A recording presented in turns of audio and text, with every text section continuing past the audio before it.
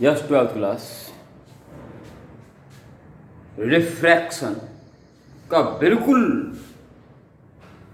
बीज पॉइंट कहाँ से शुरू हुआ, बिल्कुल बेसिक से आपका स्टार्ट हुआ था लास्ट वीडियो में, और उसके बाद आपको एक मोड़ पे छोड़ा गया था। Sine I upon sine R as well as equal to V1 upon V2। ये कांस्टेंट तो होता है, ये कांस्टेंट है क्या?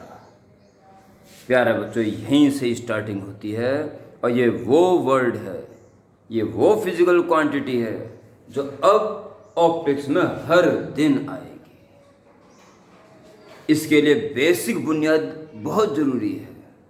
लंबे टाइम से का बेस की नहीं पता चलता, किसका किसके रिस्पेक्ट में वो जरूर हो जाता है और आगे बढ़ जाता है सिलेबस, और बिल्कुल जैसे बस बिना आधार की इमारत बना दी। बस आपको इसका full concept, full basic concept बिल्कुल क्लियर होना चाहिए। देखिए कितना मज़ा फिर फिजिक्स पढ़ने में, खासतौर पर ऑप्टिक्स पढ़ने में आपको आएगा। प्यारे बच्चों, इसका नाम है रिफ्रैक्टिव इंडेक्स। कैमरे में आ रहा है ना सारा? बहुत बढ़िया, बहुत बढ़िया। इसका नाम है रिफ्रैक्टिव इंडेक्स, और आज आपके नोट्स इस हेडिंग से शुरू होते हैं। Write down heading refractive index. Refractive index बनाने के बाद 2 मीडिया बनाएंगे, नॉर्मल ड्रॉ कर देंगे, रे को ऐसे भेजेंगे। अगर ये डैन से नज़र आ रहा है तो सीधा ना भेज के थोड़ा बैंड कर दीजिए। Angular incidence I, angular diffraction R, speed V1 in medium 1 and V2 in medium 2। तो sine I upon sine R constant है, और ये V1 अपॉन V2 के इक्वल टू भी है, और इस कांस्टेंट का नाम है रिफ्रैक्टिव इंडेक्स म्यू।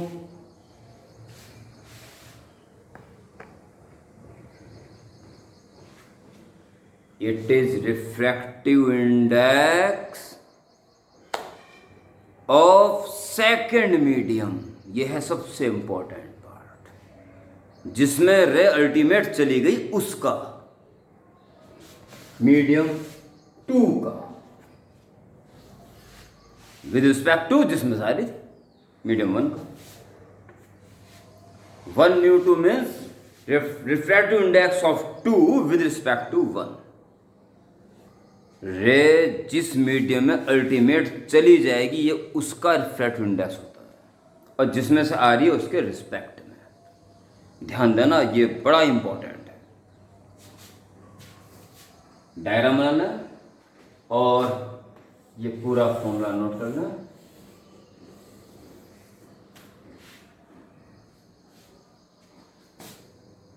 और एक स्टेटमेंट लिखना। तो सर ये मान लीजिए अगर फर्स्ट मीडियम वैक्यूम हो, तो फिर हम इस मीडियम का, इसको एब्सोल्यूट रिफ्रैक्टिव इंडेक्स बोलते हैं। एब्सोल्यूट वर्ड कहते समझ जाएंगे, पहला मीडियम वैक्यूम रहा होगा, ठीक है। तो absolute refractive index of a medium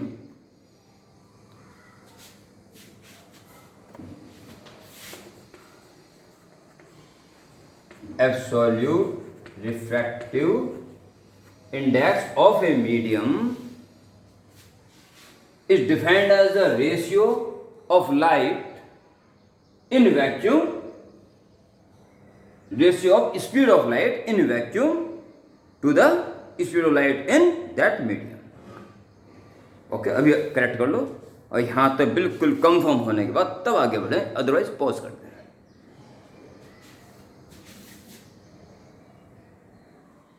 okay,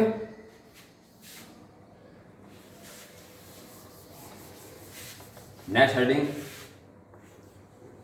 reversibility of light.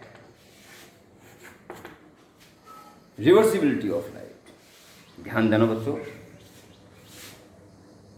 एक रे कहीं से चली, मिरर से टकराई, I=R का पालन करते हुए यहाँ चली गई, फिर ये मीडियम है जिसका नॉर्मल ये है, यहाँ टकराई तो सीधे जाके नॉर्मल बैंड होगी, ठीक है, और फिर किसी मिरर से टकराई, फिर I=R का पालन करते कहीं चली गई, वगैरह वगैरह, फिर कोई मीडियम है उसका नॉर्मल ये है, सीधे ना जाके बैंड होगी, कहीं रिफ्रैक्शन हो रहा है, कहीं रिफ्लेक्शन हो रहा है, कहीं रिफ्रैक्शंस हो रहे हैं, कहीं रिफ्लेक्शंस हो रहे हैं। जब हम इसके अल्टीमेट रे को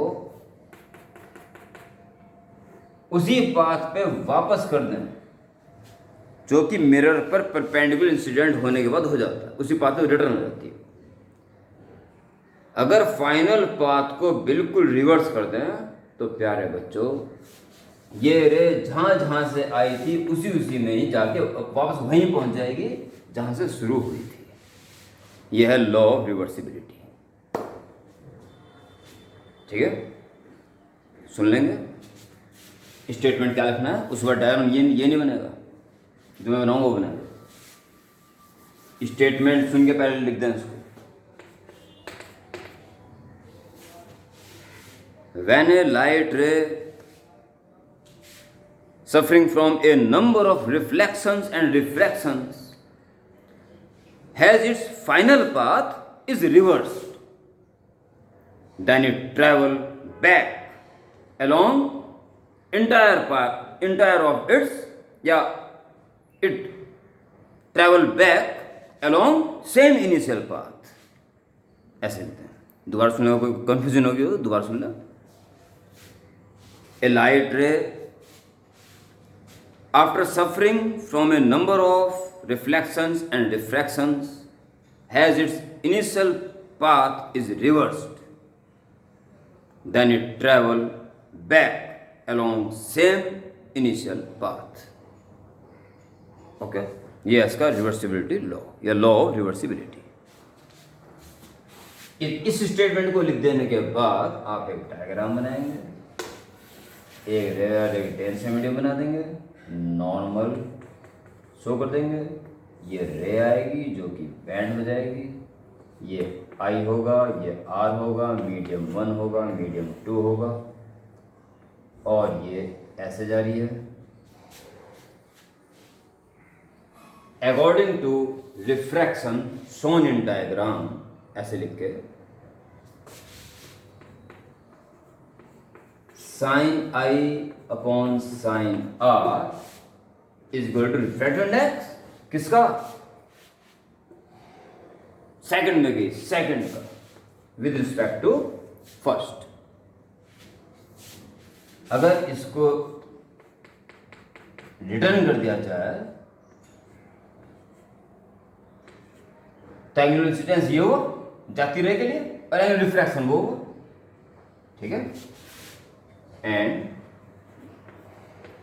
साइन ये था रिफ्रैक्शन फ्रॉम 1 to 2, और रिफ्रैक्शन है from 2 to 1। Sine I/sin R, I इस वक्त R पड़ेगा और R की वैल्यू इस वक्त I पड़ेगी, और रिफ्रैक्टिव इंडेक्स अब तो मीडियम उसमें जा रही है ना, तो इसका रिफ्रैक्टिव इंडेक्स होगा 1 का 2 के रिस्पेक्ट। सोचने वाली बात है, ठीक है। क्या करना चाहिए, अगर इसका हमें रिलेशन चाहिए तो इंटू कर दो, multiplying 1 and 2 sin I/sin R multiplied by sin R upon sin I is equal to 1 mu 2 multiplied by 2 mu 1।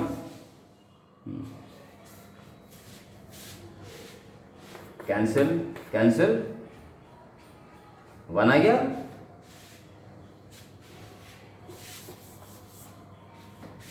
One is equal to 1 mu 2 multiplied by 2 mu 1, 2 mu 1 is equal to नीचे जाओ 1/1 mu 2। A very important result।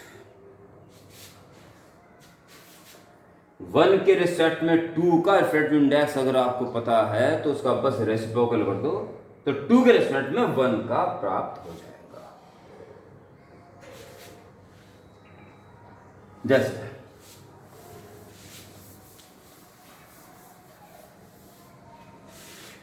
Air के respect में water का 4/3 होता है, तो इसका तात्पर्य यह हुआ कि वाटर के रिस्पेक्ट में एयर का 3/4 रेसिप्रोकल हो जाएगा। फॉर एग्जाम्पल, एयर के रिस्पेक्ट में ग्लास का अगर 3/2 है, तो ग्लास के रिस्पेक्ट में एयर का 2/3 हो जाएगा। क्लियर? चलिए जी,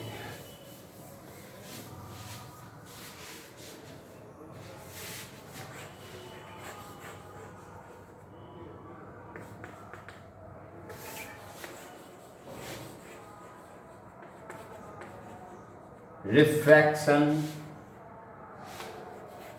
थ्रू ग्लास स्लैब।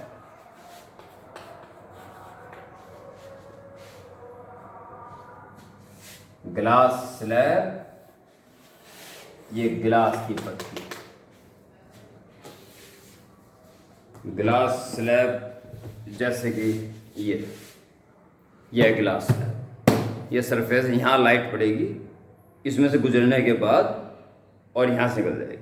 आपको दिखाई दे रही है ये ग्लास स्लैब नहीं दिख रही, आपको दिख रही है इसकी मोटाई।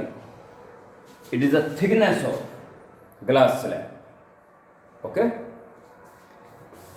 तो क्या करेंगे, इस वीडियो को छोटी रहने दें, यहीं पे रहने दें, क्योंकि रिफ्रैक्टिव इंडेक्स का कॉन्सेप्ट क्लियर हो चुका है। ग्लास स्लैब से रिफ्रैक्शन कैसे कैसे होगा, आप हेडिंग डाल दीजिए और नेक्स्ट वीडियो की प्रतीक्षा कीजिए। Okay, bye.